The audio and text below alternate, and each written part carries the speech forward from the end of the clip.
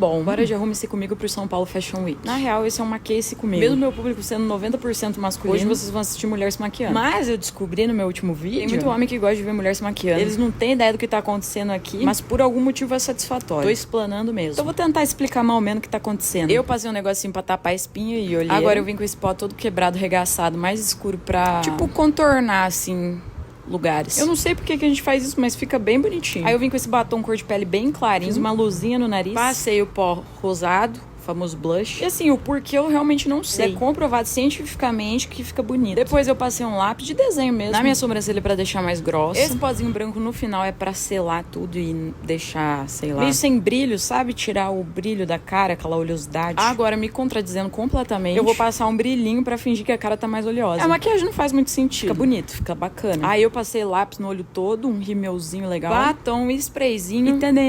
Obrigada, valente.